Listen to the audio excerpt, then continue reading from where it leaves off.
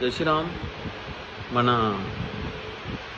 తిరుపతి లడ్డు విషయంలో చాలా దారుణం. ఎందుకంటే ఆ లడ్డులో ఫిష్ ఆయిల్, పంది యొక్క కొవ్వుని తీసుకొచ్చి ఆయిల్ చేసి ఆ లడ్డులో కలపడము. అసలు ఇంత దారుణంగా తిరుపతి అని అంటే మేము యాక్చువల్లీ హిందువులము వెంకటేశ్వర స్వామిని ఈ కలియుగ ఆరాధ్య దైవం అని చెప్పి కొలుస్తాం మేము. అసలు ఎన్నో మొక్కులు చెల్లించుకుంటాము, అసలు చాలా దైవంగా పూజిస్తాం హిందువులం. అలాంటి ఈ అన్ని మతస్థులని హిందూ టెంపుల్స్లలో పెడితే ఏమవుతుంది అని అంటే ఉదాహరణకి తీసుకోవచ్చు. ఎందుకంటే అన్ని మతస్థులకి మా హిందూ దేవుళ్ళ గురించి వాళ్ళకి ఏం భక్తి ఉంటుంది? అసలు మా హిందూ దేవుళ్ళ భక్తి స్థితిలో వాళ్ళకి ఏం తెలుస్తాయి? అసలు మేము ఎలా ఉంటాము అనేది. అన్ని మతస్థులకి మా హిందూ దేవాలయాల్లో అసలు జాబ్లు ఇవ్వడం అనేది అసలు అది మరీ దారుణము. అందులో అప్పుడొకసారి మళ్ళా అలా జరిగినప్పుడు శ్రీశైలంలో లడ్డులో ఎముక బొక్కలు రావడము, శ్రీశైలంలో కూడా అన్ని మతస్థులని అక్కడ జాబ్లో పెట్టడము. అసలు ఏం జరుగుతుందో కూడా అసలు హిందువులకి ఏమన్నా అర్థమవుతుందా?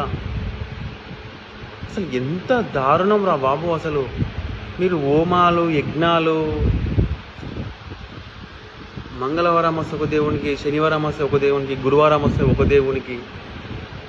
మనం హిందువులం అందరము ఇట్లా మన రోజులు వచ్చినప్పుడు, మనకు దీపావళి, మన సంక్రాంతి, మన పండగలు, మన నవరాత్రులు, వినాయక చవితి వచ్చినప్పుడు ఎంత అంగరంగ వైభవంగా ఎట్లయితే సెలబ్రేషన్ చేసుకుంటున్నామో, ఎట్లయితే పూజలు చేస్తున్నామో, అరే మన దేవాలయాలకి, మన దేవుళ్ళకి మనం ఇక్కడ విగ్రహాలు పెట్టి కొలుస్తున్నామేమో. సాక్షాత్తు అక్కడ కలియుగదైవం విష్ణుమూర్తి అక్కడ కొలువై ఉన్నాడు. ఆయనకే ఇబ్బందులు వచ్చినప్పుడు, అక్కడ ఉన్న ప్రసాదానికి ఇబ్బందులు అయినా వచ్చినప్పుడు, మరి అసలు మన హిందువులు మాట్లాడకపోతే మరి ఇంకెవరు మాట్లాడాలి? అసలు నాకు అర్థం అవ్వట్లేదు. అసలు ఎవరు మాట్లాడతారు మరి?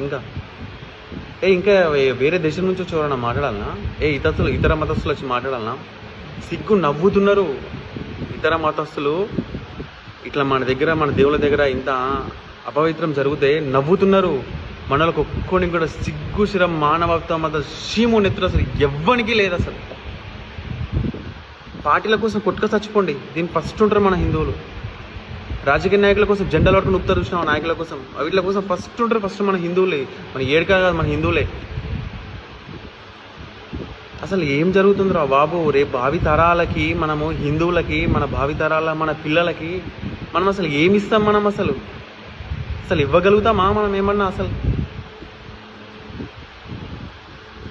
మన మతాన్ని మనం కాపాడుకోకపోతే ఇంకెవరు కాపాడుకుంటారు? మన యాగాలు, యజ్ఞాలు, పండగలు, పూజలు కాదు చేయాల్సింది. మన దేవుళ్ళకి కష్టం వచ్చినప్పుడు, మన దేవుళ్ళ గురించి ఏదైనా కించపరిచి మాట్లాడినప్పుడు, మన దేవుళ్ళ భూములను ఎవరైనా కబ్జా చేసినప్పుడు, మన దేవుళ్ళని ఎవరైనా ధ్వంసం చేసినప్పుడు మనం ముందుండి మాట్లాడి మన దేవుళ్ళని మనం రక్షించుకోవాల్సిన బాధ్యత, మన భావితరాల పిల్లలకి ఇవ్వాల్సిన బాధ్యత మనది. మనం తప్ప ఎవరు చెయ్యడు.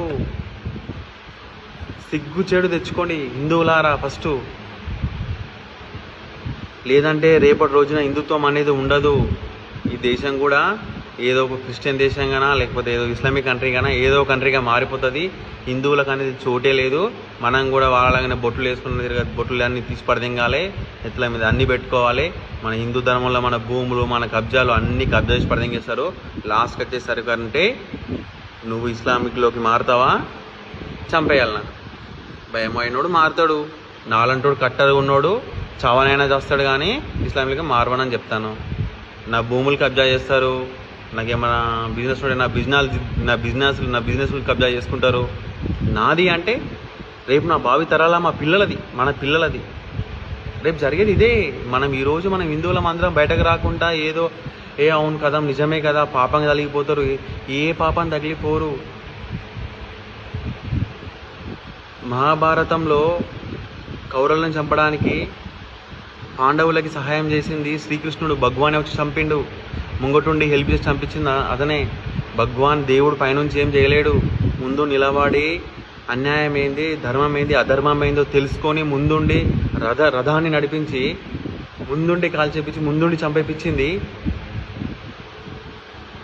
సాక్షాత్ దేవుళ్ళే.